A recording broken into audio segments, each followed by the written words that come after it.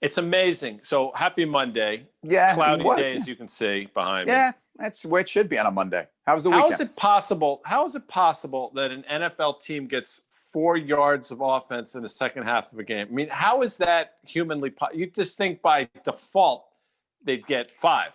Well, if you're playing the 85, if you're playing the 85 Bears defense, or maybe even the 86 Giants defense, I mean, that could happen to anybody, man. Who are we talking about? In today's NFL, that seems almost virtually impossible. Yet the Jets managed to pull off week after week, just when you think they've hit rock bottom. But I guess my question to you is: in this NFL, is losing winning? Right? Is losing this battle winning the war? And we're going to get to the stock market too, because I think there's a lot of people that would actually like to see the market pull back a little bit more so they could buy it cheaper. But if you're the Jets. Look, your boy Sam Darnold, and I know you're a huge No. It's Sam Darnold. So, you're confusing him with Travis Darno, who the Mets gave up on, and then just proceeded to torch them. I was not the entire regular season. I wasn't. By the way, confusing him at all. Every time he stepped up to the plate against the Mets, I had this shit-eating grin on my face, ear to ear, knowing that he was about to do something nasty to your franchise. Well, I thought you were going to bring up Justin Turner, who we get to watch now during this thrilling World Series, which is a great postseason. And another one of those Mets guys that we gave up on way too early. But why we're not talking about that? We're talking about. You said Sam Darnold, and I corrected you. I said actually I did it. I called him Sam Darnell, which is the freshman dorm next to mine at Georgetown. Yeah, sure. But I just don't think that the Jets are.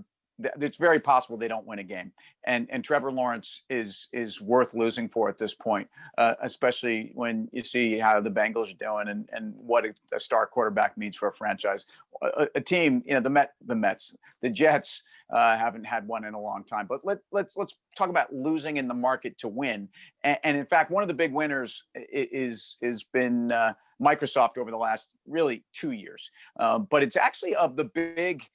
We call them the MAGA stocks, ironically, and of the big MAGA complex, it's the one that really, Mr. Softy is Mr. Softy, and in fact, it's challenging the 100-day moving average, and I know the audience here isn't necessarily, glued to charts, but this is the one that's been as weak as any. And look, I know you may not love Microsoft. I know you're a Mr. Softy guy.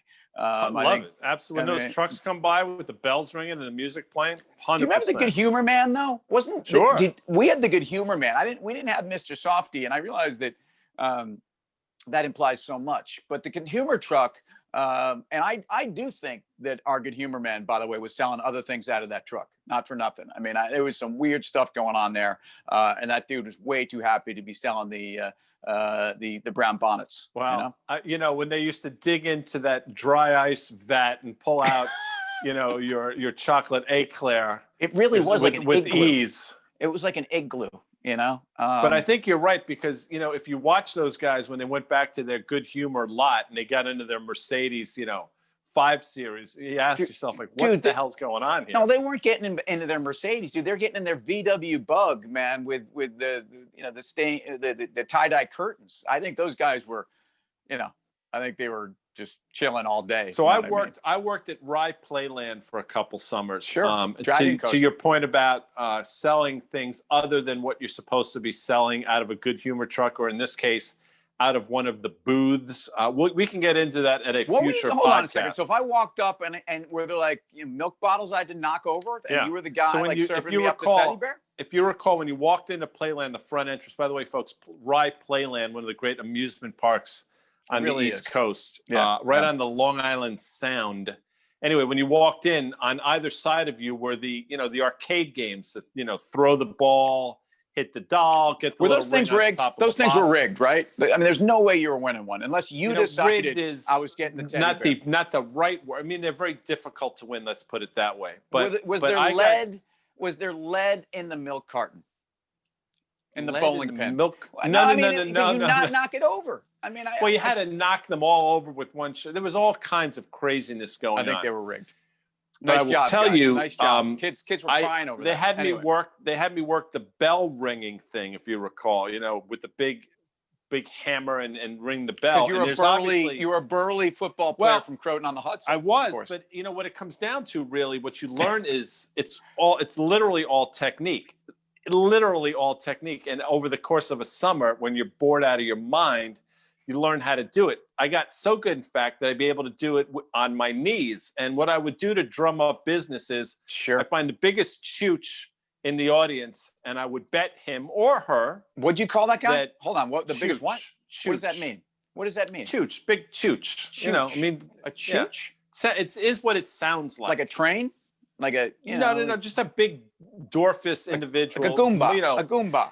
and somebody paisan. you can rile up because you can challenge his masculinity. I bet you. So then you'd have a bunch of people around, and you create this buzz around your arcade game, which is all they really wanted because invariably more people play.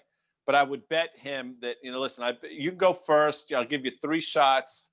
You can get as high as you want. I bet you in 1 shot I can hit the bell, and you can't, from my knees. And that was a huge summer, circa 1983-ish. Okay. Well, ringing the bell in terms of the market is something that we say that, you never get the opportunity. No one's ever going to ring the bell, or in your case, be on their knees and find some way to ring the bell. You might want to continue down that. Yeah. Move on from that. You said it, not me. And as we really look towards Thursday, which is I think the day that the carnival opens, when you've got Apple, Amazon, Facebook. I mean, they're all going on, and yet we've had a sell-off today to start the week that was really, I think, a COVID-inspired sell-off meets, more frustration about what. Those are circular saws. What is? I was trying hard to blow that off. That's a circular saw. It sounds like someone's getting some molars removed in your living room. So, ultimately, what do you do with a market that now is tested through the 50-day?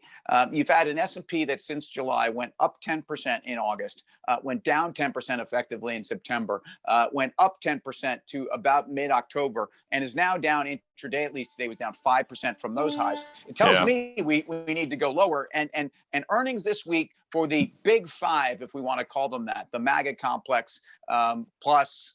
Let's see who else is in there. Facebook.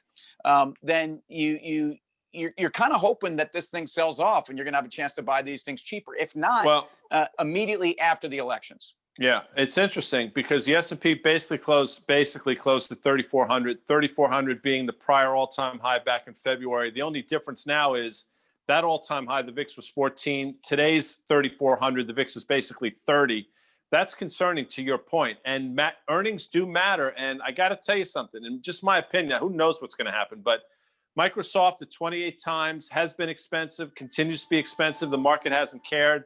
You got to wonder if Apple shot all their bolts last quarter in terms of them telling you to do a split and all the things they announced in that quarter, then plus Apple Day a couple of weeks ago. So a lot of unknowns this week, but a 30 VIX tells you to buckle up, folks, because it's going to be an interesting week.